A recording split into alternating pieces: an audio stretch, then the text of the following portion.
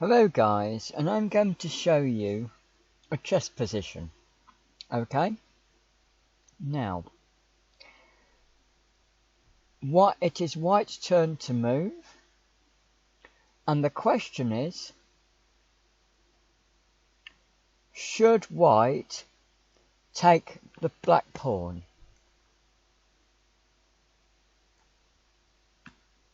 Is that the best move for white?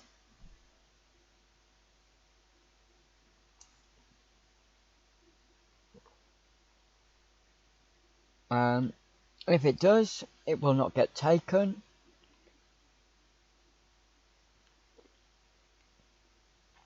I don't think black could take anything at all on the next move. But is it the best move to make? Now bear in mind, most people when they're playing chess think they're playing Monopoly rather than chess.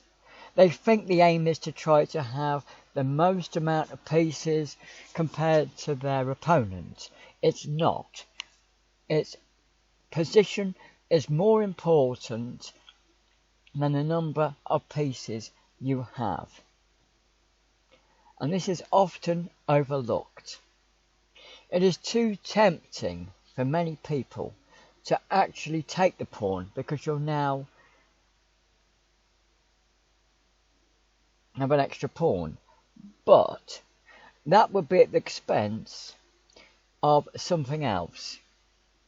There is a better move which does not involve taking any piece at all. Can you see it?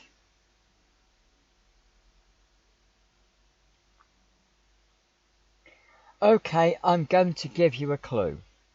White has mate in 1. Can you spot the mate in 1?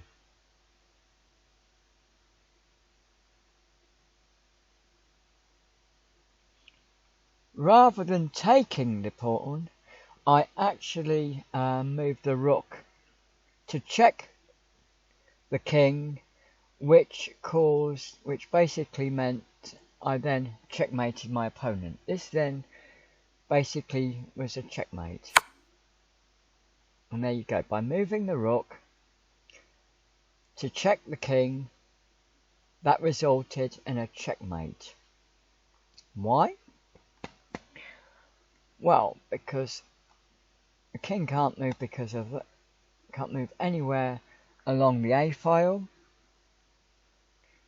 And so the only other options the king might have had would be to have gone to two of the white squares, but they can't because they're protected by the bishop. Therefore, that is checkmate, and therefore that's the end of the game. So rather than worrying about what pieces can I take, you should look first at, do I have checkmate? Did you spot it? Now let's look at the game itself. The game itself consists of 2 queen blunders. Both myself and my opponent blundered their queens. There's an informal term for this in the chess community at the moment, calling it a Botez Gambit, okay, where people blunder their queens, okay, named after the Botez sisters, who called it that, and other members of the chess community have basically picked up on this term.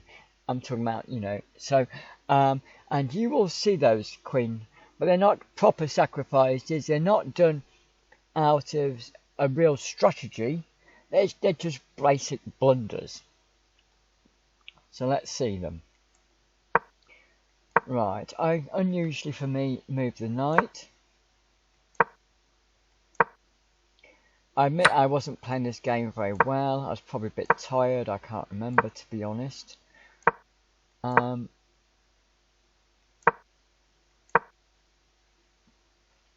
idea there was that they couldn't move their knight, so I could take the knight.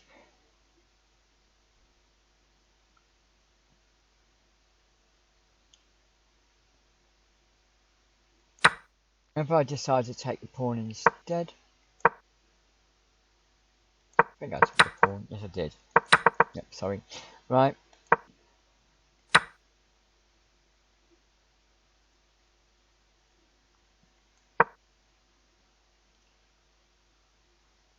Now this is partly my undoing, which I didn't initially spot straight away. I'm not quite sure why I did that, probably to provoke something. It probably thought that after that I could take the bishop was my original idea. So my original idea was that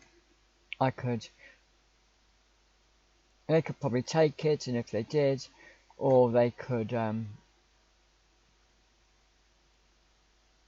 if they moved the king, I would take their bishop. However, they came straight in and took it.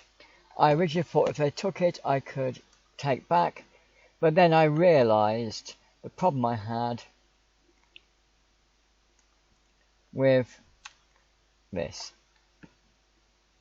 So I realised that I would lose my queen. So for now, I would just sacrifice the bishop.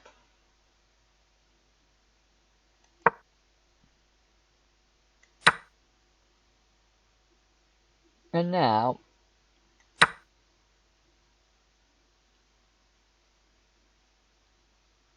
where ideally I could now take the bishop. They move that out of the way. I move the queen there. And this was where I blundered it. My initial view was just to get the queen out of the way, but I didn't immediately spot this. So this was now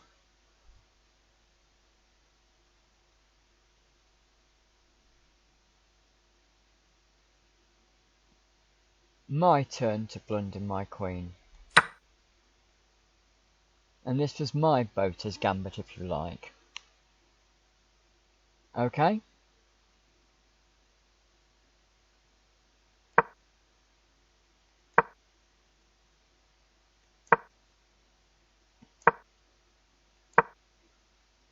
And at this point, again, I've lost the... I was going to take the bishop, but I didn't get around to it.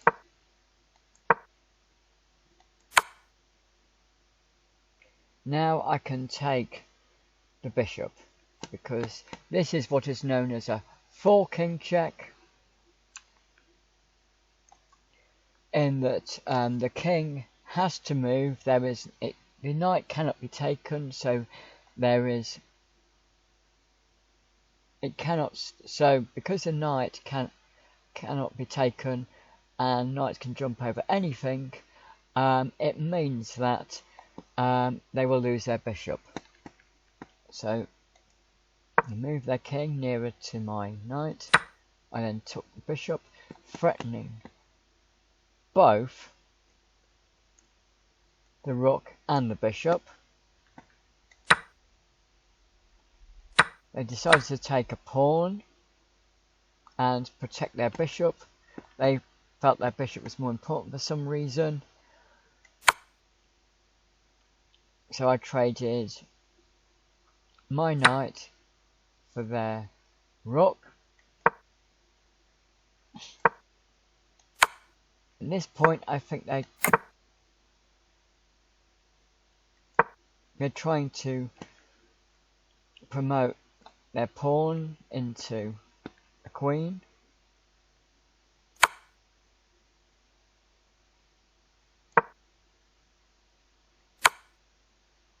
So I'm trying to trap their king if I can in some way.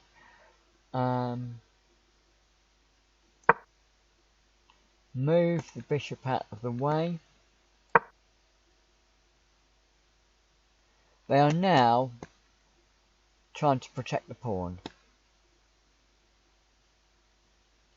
So if they move their pawn down, then I would have to lose a piece in order to take a pawn before it got promoted down the bottom. Which, as we now know, never happens because we saw the end.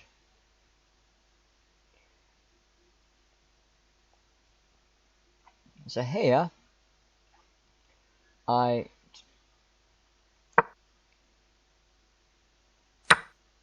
then I take a pawn. This is what they've been planning.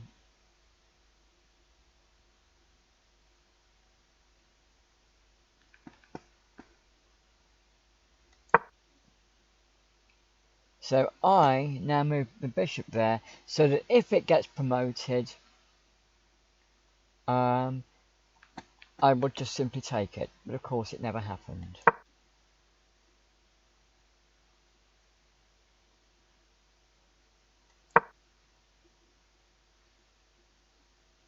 That also stops it happening. Now,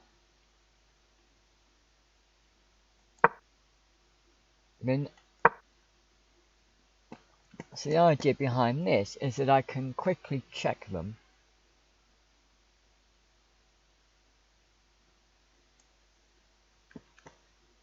And they've moved that out the way.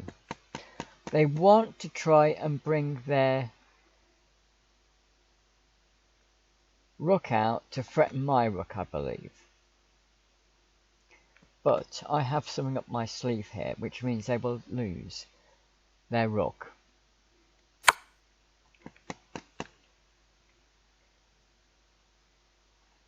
Here we have a check from here, and they cannot take my rook because of this. Therefore, they have no choice. This is going to be my next move.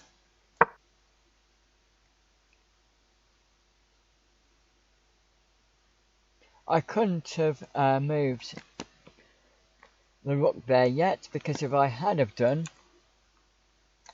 it would have taken them.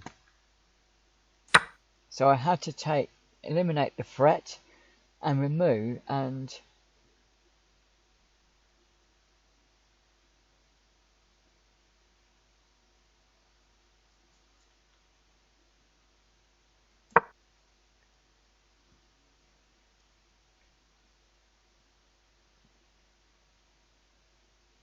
they then decided to move their king here, which was a catastrophic move for reasons you just saw at the beginning.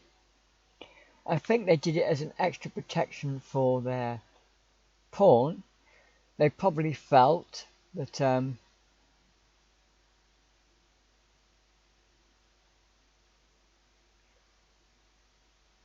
if I took the pawn, if they moved the pawn and turned it into a queen, then I could simply, and I took it, then they could take my bishop.